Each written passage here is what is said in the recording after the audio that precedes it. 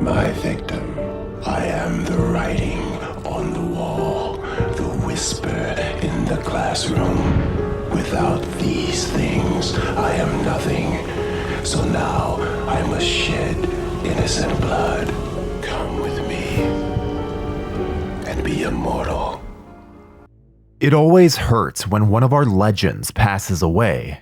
Wes Craven, George Romero, and Tobe Hooper were three of the big four that horror enthusiasts grew up watching. While the movies that came out close to the time of their passing never quite matched up to their all-time classics, it was always a shot to the gut when they were suddenly gone. Actors are no different, and while Tony Todd has over 240 credits to his name, And you don't even want to fuck with that, Mac Daddy. Daniel Robitaille, the Candyman, will always be his most recognizable and terrifying character. The movie was a success and set off a small franchise and a larger-than-life character, but who was almost cast as the titular hook-wearer? And how did Todd feel when he had to pass the torch? Get in front of a mirror and say his name 5 times as we find out what happened to Candyman. Candyman. Clive Barker is no stranger to working on projects, both original and adaptations.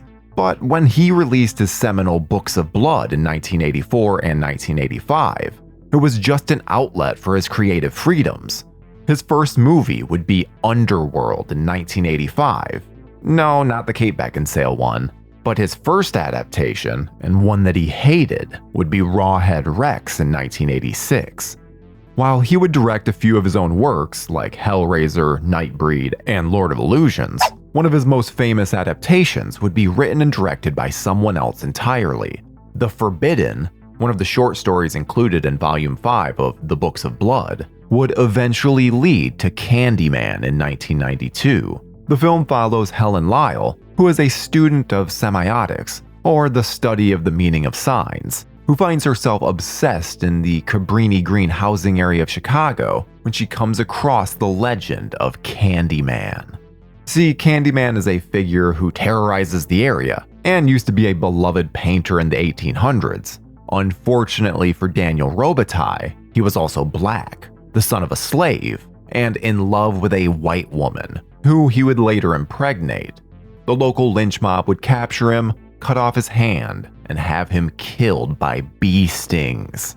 Helen investigates further, which leads to a series of murders that connect to her.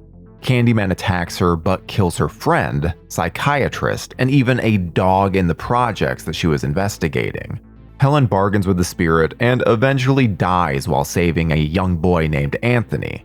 While she didn't actually commit any crimes, her legend is placed right along that of Candyman's, and she even comes back as a vengeful spirit herself to take the life of her douchebag former husband. The movie greatly expands on the short story, which is fewer than 40 pages. This is because a writer by the name of Bernard Rose read the story that discusses the poorer sections of Liverpool and transposed it to the racially charged streets of Chicago. He found that Cabrini Green, with its high crime and violence rates, and was fascinated that it was also surrounded by higher-end areas, so he could have his main character feel safe while still investigating.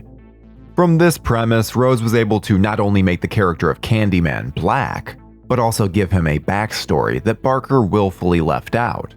Rose was able to deftly mix the racial tensions of the new area and add in a biracial love story to the proceedings that gave the film a timelessness. Bernard Rose was born in London, so the change from Liverpool to Chicago may seem strange at first, but while the original story does deal with segregation, Rose fell in love with Cabrini Green and the fact that it was an area that had people just trying to live their lives.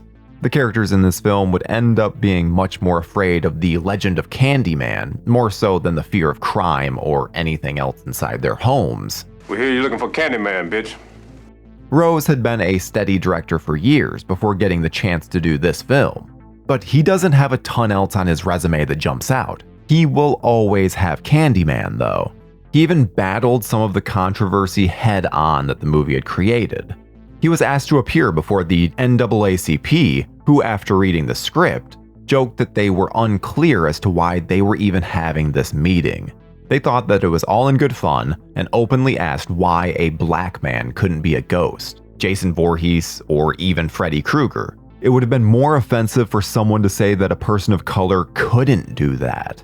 The script generated a ton of excitement and came out of a chance meeting between Barker and Rose, after Barker had finished adapting his own work into the movie Nightbreed. Both Virginia Madsen and Tony Todd both lobbied hard to get roles, and would both end up as integral parts of the film, though it was almost very, very different. Madsen was originally going to play the part of Bernadette, but when the story and production moved to Chicago, it was decided to swap and have Bernadette be played by a black actress. That actress was Casey Lemons, and Madsen thought that she was out of a role. The original actress for Helen that was chosen was Alexandra Pig, who happened to be married to Bernard Rose. When she found out that she was pregnant, however, she dropped out, which allowed Madsen, who was good friends with Pig and the writer-director, to step back into the movie and into the main role. Had Madsen not wanted to or been unable to perform, the role would have been offered to a relatively unknown actress named Sandra Bullock. Candyman himself was almost very different, with Eddie Murphy being the first choice. He was seen as too small, and the 6'5" Tony Todd was able to step in and take the part. It was Todd who came up with much of the character's backstory as well.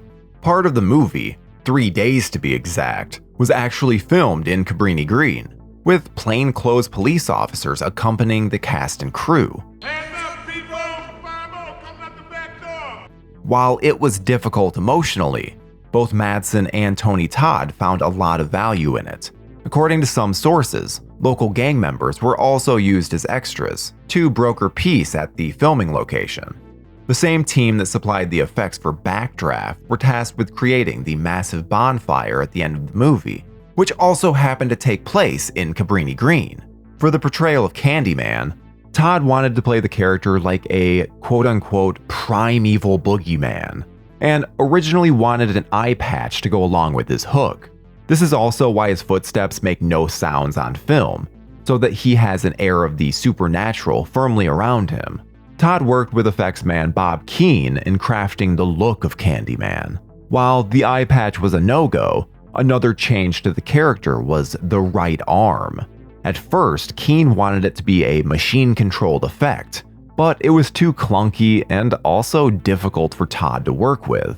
That was changed into a hook that Keane crafted over the course of 3 hours, and overall, it was decided traditional practical effects were to be used rather than early computer or optical ones. Speaking of practical effects, the bees that have become so famous and tied to the character were very real. The production hired Norman Gary as the bee handler, and Gary was no stranger to being trusted in Hollywood. He was the man behind the scenes on such famous movies as The Deadly Bees, Fried Green Tomatoes, and My Girl. Over 200,000 honeybees were used in Candyman, and they kept them calm with a simulated queen bee pheromone. Most of the rest of the cast and crew also wore protective gear around them. I say most because Tony Todd went all in. He was able to secure in his contract that he would be paid $1,000 for every bee sting that he endured. He used a dental dam to stop the bees from going down his throat, but that is, in fact, all Tony Todd in that famous scene of the bees in his mouth. Virginia Madsen, on the other hand, needed special bees that would not sting, as she had a deadly allergy to them, but still wanted to do the scene where the bees go from Candyman to Helen. Further effort went into the relationship between Helen and Candyman, and that included the relationship between actors Tony Todd and Virginia Madsen. With Rose seeing this as very much a love story, he had the two actors take ballroom dance classes together so that they could become more intimate with each other in the hopes that it would show up on screen. For the interactions between the characters, Rose wanted to avoid the typical final girl screaming hysterically when in the presence of the killer, so a hypnotist was brought in. This process took about 10 minutes to prepare prior to filming the scenes, and Madsen would be placed into a trance-like state via a word that Rose and the hypnotist would come up with. One final character that gets lost in the shuffle of Candyman is the iconic score. Academy Award nominee Philip Glass provided the score, and even though he didn't care for it at first, it has grown on him. Candyman would be released first in early September 1992 at the Toronto International Film Festival, followed by a wide release on October 16th. The movie was hated by its main producer, at least until it was a success. It made nearly $26 million on its $8.5 million budget, and had a mostly good audience and critic score. The team of Siskel and Ebert were split, with Siskel likening Candyman's outfit to a blaxploitation pimp's getup, while Roger gave the film 3 out of 4 stars. This would lead to sequels that followed the laws of diminishing returns, with Candyman Farewell to Flesh being more expensive and only bringing back $13.9 million, and Candyman 3, Day of the Dead, being made for only $3 million and going straight to video. Thankfully, Todd was able to come back for a brief scene in the Candyman remake from producer Jordan Peele. Yahya Abdul-Mateen would take over the role of Candyman from Tony Todd, and he would take it graciously, saying, "Cheers to Candyman, a wonderful character that I've lived with for 25 years. He's brought grace and glory, and a beautiful boatload of friends and family. I'm honored that the spirit of Daniel Robitaille and Cabrini Green rises again. Truth to power, blessings to the cast and crew. Thank you, Tony. Thank you for everything."